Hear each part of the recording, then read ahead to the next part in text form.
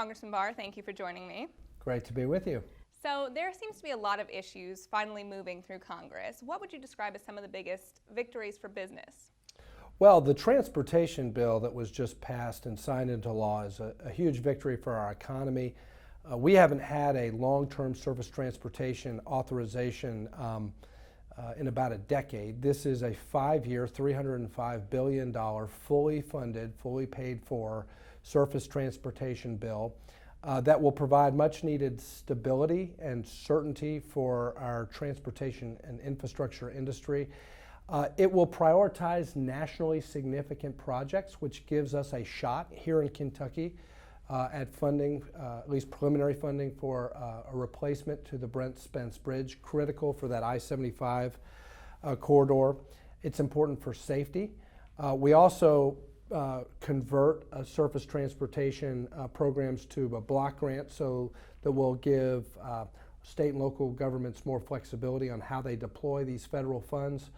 But very important for the competitiveness of our country, because the American Society of Civil Engineers gives our transportation infrastructure network a D+ as a grade. That's not very good.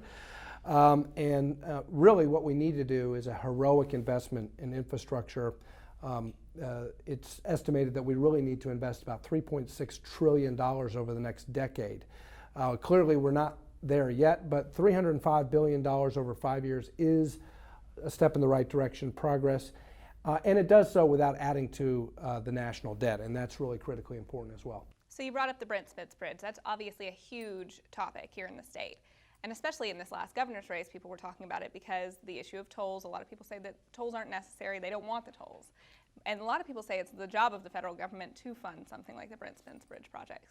So there will be some funding in there for that? Well, there could be. Okay. It's a competitive program. So Kentucky, Ohio would need to apply for this nationally significant freight and highway program is what it's called. And we would have to demonstrate that this is a project of national significance. It clearly is. This is exactly the type of bridge project that would be very competitive under this provision of the bill. Now, in that bill, you actually had a bill pass in it. So can you tell me a little bit about that? I did, a sweetener for sure. You know, some of the pay-fors were not particularly popular with the financial services sector. In fact, very unpopular. We were hopeful that we could use international tax reform as a way to fill the gap between the gas tax and what the infrastructure needs are. We weren't able to achieve that, and so there was a Fed dividend rate change that was included in there, and also the Fed surplus fund was used to cover the shortfall as well. But there were also some regulatory relief, bipartisan regulatory relief provisions that were included, one of which was a bill that I had introduced.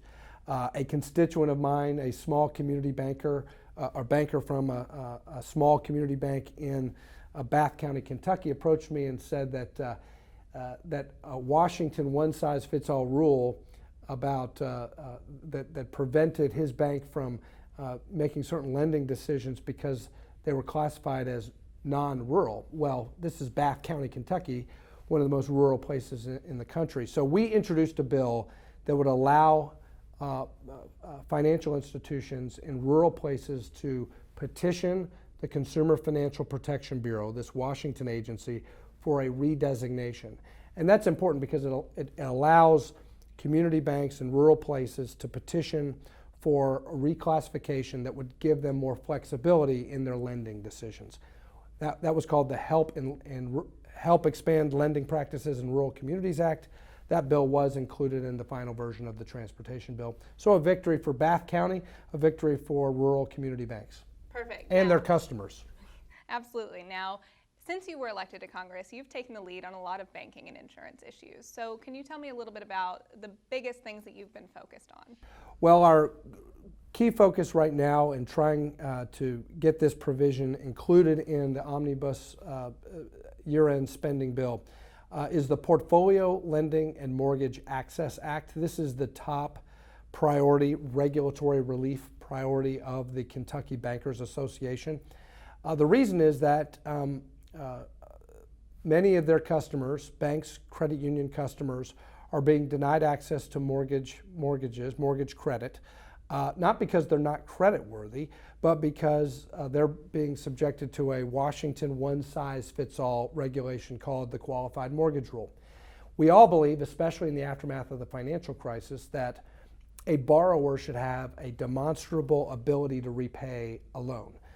The problem is that Washington has said that a bureaucrat in Washington is in the best position to decide whether or not a borrower has an ability to repay. We believe that the relationship model of community banking is the best model, and that a lender with clear view of the borrower's financial status and perhaps a professional relationship with that borrower over time, that the lender is in the best position to make that judgment. But to ensure safety and soundness and to prevent some of the risky practices that caused the financial crisis, we create a viable alternative to the originate to distribute model of mortgage lending that caused the financial crisis, and we encourage portfolio lending. What that means is risk retention, which was frankly one of the original goals of the Dodd-Frank law. What we say is, if you are a mortgage lender and you are willing to take on 100% of the risk of the default, of the downside of default, retain that risk, hold that loan on the bank's books or the credit union's books, then that would also fit into the safe harbor, the qualified mortgage safe harbor. That provides regulatory relief, that expands access to responsible mortgage credit, and it also is safe because it is a alternative to the originate to distribute. So there's nothing inherently wrong with securitization of mortgages, but what we don't want to have is securitization of risky mortgages, securitization of subprime mortgages, which we saw lead to the financial crisis. That is a bipartisan bill. We received bipartisan support in the Financial Services Committee, and it's now one of those items that is being discussed as possible a rider in the omnibus bill. Hopefully we'll get it done. And when do you expect to hear anything on that? When do you think the omnibus bill will start really moving? I might hear something as soon as tonight, actually, on whether or not that would be included. And certainly tomorrow morning I'll get a better idea. We think that the negotiators are wrapping up their work. I've certainly put in my 2 cents with the negotiators, Chairman Rogers, Leader McConnell, Andrew Crenshaw, who is the subcommittee chairman, Appropriations Subcommittee Chairman for Financial Services. So hopefully they're going to be able to work out a compromise. Perfect. Now, there's another rule that's moving through Congress that you've been working on as well, the fiduciary rule. Can you give us a little bit of an overview of that issue and where it stands currently? Yes. The Dodd-Frank law authorized the Securities and Exchange Commission to create a new regulation governing the standard of conduct for financial advisors, brokers, dealers, investment advisors. Currently, investment advisors are subject to a fiduciary standard, whereas most brokers and dealers are subject to a suitability standard. What that means is many low and moderate income Americans are able to access financial services and advice from brokers based on that suitability standard. And that's affordable, it's a commission-based model, and it works for a lot of Americans. The proposal, though, is not coming from the SEC, it's coming from the Department of Labor, and they're asserting their jurisdiction under the ERISA law because a lot of employers provide 401ks through and workers get a lot of their 401ks through their employer. And so the Department of Labor fiduciary rule is really one of those one-size-fits-all, 1,000-page rule that would really compromise access to financial advice. Employers will not be able to bring in financial advisors to provide basic educational materials to their workers.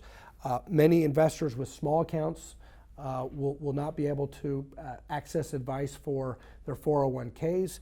And middle-class incomes will lose access to professional advice. That's what a lot of people are saying, a lot of the testimony that we're hearing in the Congress. And so I have been a co-sponsor of the Retail Investor Protection Act, which would stop the Department of Labor from going forward with this massive 1,000-page rule, which would force many of these middle-income investors out of their relationship with their broker and into online advice. We think a flesh and blood advisor is better than robo advice. And we certainly believe that every broker and every investment advisor should act in the best interest of their client. The question is whether or not this regulation is going to be so onerous that it's going to lead to many brokers simply getting out of the business of providing services to the lower and middle income investor. We don't want that to happen. So one of the possible solutions would be in this omnibus spending bill. We're hoping that there's at least a provision that requires a reproposal. It would be better if the proposal of the new regulation came from the Securities and Exchange Commission that frankly has a better handle on regulating these markets. Absolutely. So now, are there any other huge issues moving through Congress that you expect people to really be paying attention to in the coming months? Well, our new speaker, Speaker Paul Ryan, has challenged our majority in the House to become more than just a blocking majority.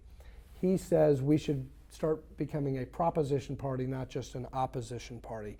And that's very important, that we present to the American people not just objections to all of these regulations and problems with Dodd-Frank and Obamacare and the EPA, but that we actually present viable alternatives to these policies that the administration has put out there that really, frankly, have made life harder for the American people.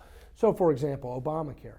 It's not just about repealing Obamacare. It's about providing a viable alternative to Obamacare to actually lower the cost of health care. And the American Health Care Reform Act is a bill that I've co-sponsored. In fact, I was the author of one of the major provisions of the legislation. It's called the Saving Lives, Saving Costs Act. It would use medical review panels to cut down on defensive medicine and lower the cost without growing government, lower the cost of health care, prevent defensive medicine, deal with the doctor shortage.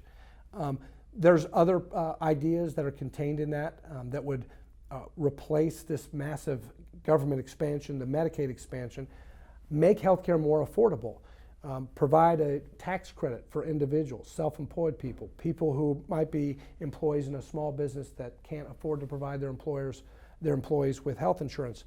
Give them the ability to go out into the individual market, purchase the health insurance that makes sense for them, but take a tax credit against that. You know, the two big challenges facing our country right now is a weak economy, weak economic growth, the weakest economic recovery in the last 10 recoveries.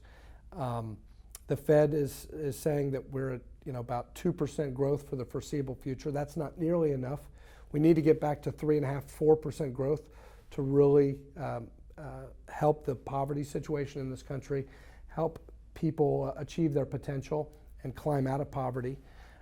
We're not there yet, so we need policies that will actually grow the economy, tax reform, free trade, replacing Obamacare, an energy strategy that doesn't involve rationing energy or putting arbitrary limits on energy production, but a real pro-growth energy strategy. Those are the viable alternatives that we need to promote to get our economy going again and give people opportunity and hope again. And the second big challenge is national security. We need a commander-in-chief that takes the threat from the Islamic State seriously. Paris, San Bernardino, they are powerful lessons that if we do not confront radical Islamic terrorism, if we do not have a strategy not just to contain but defeat the Islamic State in Iraq and Syria, then they will come and they will wage war against us here at home, on the homeland. So we need to have a better strategy there. Those are the two major issues facing the Congress in the coming year.